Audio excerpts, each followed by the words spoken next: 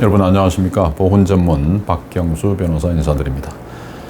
오늘은 국가유공자 등록 신청을 했을 때 실제로 보훈 심사가 어떻게 이루어지는지를 그 전반적인 흐름을 한번 짚어보는 시간을 갖도록 하겠습니다. 국가유공자 등록 신청서를 이제 제출을 하게 되면 실제로는 이제 각 지방보훈지청에 관할 보훈지청에 서류를 접수를 이제 하게 되죠. 우리 지방보훈청은 전국에 6개가 이제 있고 서울, 대전, 대구, 부산, 광주, 제주 총 6개가 있는데 그 아래에 각 지청들이 이제 관할 지역을 달리해서 조직화되어 있습니다. 우리 주소지에 가까운 관할 지방보훈지청에 가서 접수를 하시면 되겠습니다. 이렇게 이제 서류를 접수를 하게 되면 실제로는 보훈심사위원회로 내부적으로 이제 이송이 되게 돼 있는데요. 보훈심사위원회가 그 보훈심사를 담당하는 핵심 기관이 되겠습니다. 이 보훈심사위원회의 역할과 조직 그리고 그 업무를 알아보는 것도 중요하다고 생각을 합니다. 이 보훈심사위원회는 심사 1, 2, 3, 4과로 이제 구성이 되어 있는데요. 이 심사 1과는 어떤 일을 하느냐 하면은 이 회의, 보훈심사위원회 회의를 운영을 하고, 심사 자료를 접수를 하고, 배정도 하고, 그런 행정적인 업무뿐만이 아니라 전몰 전산군경에 대한 요건 심사도 이제 심사 1과가 지원을 하게 됩니다. 또한 독립유공자 심사, 사실상 법 적용 등 보상 업무와 관련된 안건 심사 지원 업무를 심사 1과가 담당을 하고요. 심사 2과는 2분과와 5분과에 관련된 안건 심사를 지원을 하는 조직입니다. 2분과는 정형외과, 5분과는 기타 질환이고요. 3분과는 심사 3과는 3분과위원회와 4분과를 지원을 합니다. 3분과는 신경외과와 내과, 정신과를 담당하고 있고 고엽제, 후유증 관련한 안건 심사를 이 심사 3과에서 담당을 하고 있습니다. 심사 4과는 6분과위원회를 지원을 하고 있는데 이 6분과는 상위 등급에 관한 심사만 전적으로 이제 담당하는 분과위원회가 되겠습니다. 이 심사 4과가 이 상위 등급과 관련된 심사 안건 지원을 담당을 하고 있습니다. 이 보훈심사위원회는 총 6개의 분과위원회로 구성이 되어 있는데요. 1분과는 독립유공자와 전상 그리고 보상심사와 관련된 안건을 심사를 하고 2분과는 정형외과, 3분과는 신경외과, 4분과는 내과, 정신과, 5분과는 기타 질환이 되겠습니다. 그리고 6분과는 상위 등급에 관한 판정심사를 전적으로 담당하는 분과위원회가 되겠습니다. 이 분과위원회의 위원으로 위촉되는 분들은 총 210명의 풀로 구성이 되어 있습니다. 주로 의과대학의 전문의로 계시는 교수님들을 섭외를 해서 위촉을 지금 풀로 하고 있고요. 이분들 중에서 이제 주로 의사 선생님들이긴 합니다만은 변호사도 계시고 또 기관, 군이나 뭐 이런 경찰, 소방청의 출신의 어떤 그 전문가들도 위촉을 하고 있습니다. 이 210명의 위원 중에서 상임은 위원장을 포함한 5명만 이제 상임이고 나머지 분들은 다 비상임으로 일을 하고 있습니다. 이 비상임 위원들 중에는 보훈처에 오랜 동안, 보훈부에 오랜 동안 근무했던 분들이 또 몇 분 비상임위원으로 재직 중에 계십니다.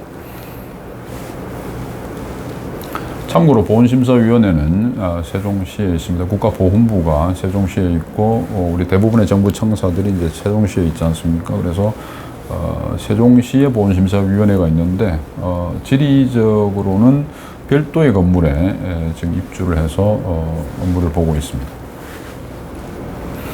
보훈심사위원회 연간 접수 현황을 한번 볼까요? 연도별로 지금 보훈심사 현황을 보면은 22년도의 경우에는 500건 정도 되고 2020년에는 이제 10,000건이 조금 넘었는데 지금 조금 줄어드는 추세로 보여집니다. 2008년도, 7년도 이때는 2만 건이 넘었던 것으로 통계상 나와 있습니다. 자, 그런데 이제 이 8,000건 정도를 심사를 완료를 했는데 8,000건 중에서 해당은 4,141건, 한 4,000건, 비해당은 3,980건, 약 4,000건에서 8,000건을 심사를 해봤더니 절반 정도로 지금 나뉘어져 있습니다. 해당 절반, 비해당 절반. 전년도나 그 전년도에도 비슷한 비율로 심사가 되고 있습니다. 그래서 예를 들어서 10,000건을 심사를 하면은 한 5,000건 정도는 해당, 5,000건 정도는 이제 비해당으로 구분이 되는 통계적 현상을 보여주고 있습니다. 대상 구분별 심사 현황을 한번 볼까요? 2022년 12월 31일 현재 자료입니다. 총 8,000건 정도를 심사를 했는데 그 중에 이제 유공자에 해당되는 것은 1,855건, 보상자에 해당되는 것은 2,286건, 아까 보신 바와 같이 비해당은 3,982건입니다. 그러니까 해당되는 분들 중에서도 유공자와 보훈보상 대상자 해당이 조금 유공자가 좀 적죠. 한 4대 6의 비율로 심사가 이루어지는 것 같습니다. 상위 등급 구분 심사 현황을 한번 볼까요? 이것도 역시 마찬가지로 작년 22년 연말 기준인데요. 총 11,432건을 심사를 했는데 기준 미달이 4,471건입니다. 그러니까 대략 한 40% 정도는 등급이 미달이 된다는 뜻입니다. 그러니까 요건을 통과했다 하더라도 한 60%는 등급이 부여되는데 40% 정도는 등급이 미달되는 지금 그런 통계를 보고 볼 수 있습니다. 그런데 보훈보상 대상자, 우리 재해보상 공경이라고 하는 이 부분만 따로 떼놓고 보면은 2,813건을 심사를 했는데 2,139건이 기준 미달이에요. 그러니까 한 3,000건 정도 심사를 했는데 2,000건 정도는 기준 미달이라는 뜻입니다. 이 재해보상 공경의 경우에는 그래서 한 3분의 1 정도만 등급이 부여가 되는구나, 3분의 2 정도는 등급이 부여가 되지 않는구나 하는 통계를 참고하시면 되겠습니다. 보훈심사위원회 심사 인력은 아까 보신 1, 2, 3과를 중심으로 해서 총 60명이 이제 담당을 하고 있습니다. 이 60명이 1년에 한 10,000건 정도의 자료를 가지고 이제 심사를 하기 때문에 상당히 이 1인당 업무량은 많은 편으로 보여집니다. 그래서 세세하게 디테일하게 이제 다 못 볼 수도 있는 지금 그런 업무 부하가 상당한 것으로 지금 보여지고 있습니다. 그래서 뭐 휴가도 가야 되고 뭐 여러 가지 기타 사유로 이 업무에 상당한 하중을 어떻게 여하이 분산시키느냐가 중요한 것인데, 지금 이분들의 60명 정도가 나누어서 이제 업무를 하다 보니까 그 보훈심사 기간도 좀 길어지고 또 내용에 있어서 조금 아쉬운 부분도 혹시 있을 수도 있어 보입니다. 이분들은 뭐 자기 나름대로 최선을 다해서 심사를 이제 하려고 하시는 분들이라고 보여집니다만은 현실적으로는 좀 그런 한계가 있어 보이는 겁니다. 자, 우리 보훈심사위원회에서 요건심사를 이제 흐름을 한번 볼까요? 요건심사, 이제 국가유공자 등록 신청을 하면 크게 1단계로는 요건에 해당되는지 여부를 먼저 보고 그 요건에서 통과가 되면 상위 등급이 얼마인지를 보는 신체 검사 2단계로 이제 이루어져 있습니다. 그래서 요건 심사를 먼저 보면은 아까 말씀드린 바와 같이 등록 신청서를 이제 주소지관을 보훈지청에다가 제출을 하게 되고, 이렇게 되면은 이제 보훈지청에서는 요건 확인 의뢰를 각 군이나 경찰청, 뭐 연금공단 뭐 이런 데다가 이제 하게 되는 거죠. 그렇게 해서 이제 요건 확인이 통보가 되면 대개 이제 우리 군에서 많이 오죠. 군 중에서도 육군에서 이런 업무가 많이 이제 이루어지는 건데, 그런 요건 사실 확인 통보서가 오면 우리 보훈처 이제 국가보훈부죠, 등록관리과에서 일괄적으로 취합을 해가지고 보훈심사위원회에 보훈심사를 이제 의뢰를 하게 되는 겁니다. 우리 보훈심사위원회에서 이제 접수를 하게 되면은 이제 검토서를 작성하고 검토서 확인 및 보완 절차를 거칩니다. 그 내용에 있어서는 공무 수행 중에 이제 외상 질병인지 입대 전에 부상 질병이 이제 악화된 것인지 뭐 등등 이런 것들이 이제 주요 검토 주안점이 되는데, 결국은 핵심은 요건에 해당 비해당 요소를 이제 비교를 해가지고 공무 기인성을 확인하는 것이 가장 중요한 포인트가 되겠습니다. 말씀드린 대로 공무 수행과의 상관관계가 이제 판단의 주안점이 되고, 또 공상공경 같은 경우는 국가의 수호, 안전보장 또는 국민의 생명재산 보호와 직접적 관련성이 있는지 여부가 또 중요한 요건이기 때문에 이런 부분들에 대해서 주안점을 두고 검토를 하게 되고, 그래서 이제 제안서 작성이 다 정리가 되면은 전문 분야별로 분과회의 안건으로 이제 상정을 하게 되는 것이죠. 그렇게 해서 분과위원회가 이제 개최가 돼가지고 이제 의결을 합니다. 분과위원회는 총위원 7분이 참석을 하게 되는데, 위원장을 포함해서 전문 위원들이 이제 참석을 해서 대략 뭐 100건, 뭐 200건, 뭐 이렇게 이제 심사를 하게 됩니다. 그래서 상당히 건당 심사 시간이 그렇게 많지는 않은 것으로 지금 되어 있습니다.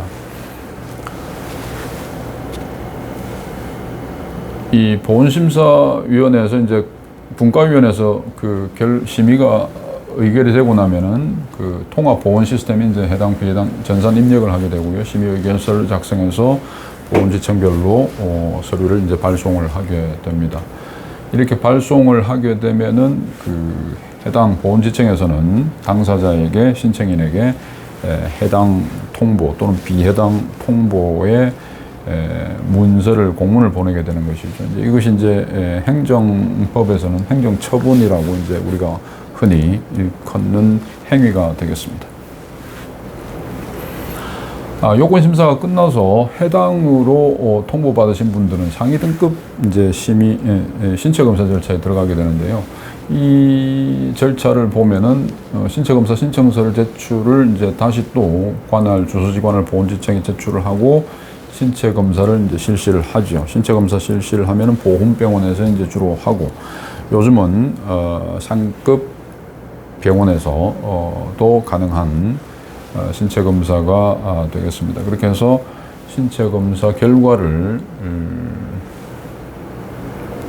이제 보내오면 상위 등급 구분 심사 의뢰를 보훈심사위원회에 다시 또 하게 됩니다. 그렇게 해서 보훈심사위원회가 이렇게 자료를 접수를 해서 아까 요건 심사하는 절차와 유사하게 검토서도 작성하고 제안서를 작성을 합니다. 이 과정에서 신체검사 신검의의 이제 의사 소견서와 의무기록 등을 전반적으로 다시 이제 확인을 하고 그 내용을 비교 검토를 해가지고 독자적으로 또 판단을 합니다. 그래서 과거에는 신검의의 소견이 거의 절대적이었는데, 최근에는 보훈심사위원회에서 번복이 되는 경우가 점점 많아지고 있어서 보훈심사위원회의 이 상위 등급 심사 내용을 조금 더 주목을 해야 될 필요가 있습니다. 그렇게 해서 이제 의결이 끝나면 제안서를 작성을 하고 분과위원회 상정을 해서 해당 지청에다가 이제 통보를 하게 되는 거죠.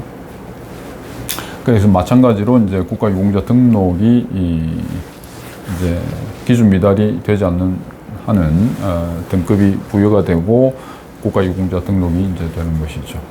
그런데 이제 이렇게 해서 요건 심사든 상위 등급 심사든 뭐 비해당 또는 뭐 등록이 되지 않는다라는 통보를 받으신 분들은 결국 이의제기 절차로 들어갈 수밖에 없을 텐데 이 부분에 대해서는 제가 별도로 유공자 비해당 불복 절차의 내용을 강의한 것을 참고하시면 되겠습니다. 여러분 오늘은 국가유공자 보훈심사의 전반적인 흐름에 대해서 한번 짚어봤습니다. 감사합니다.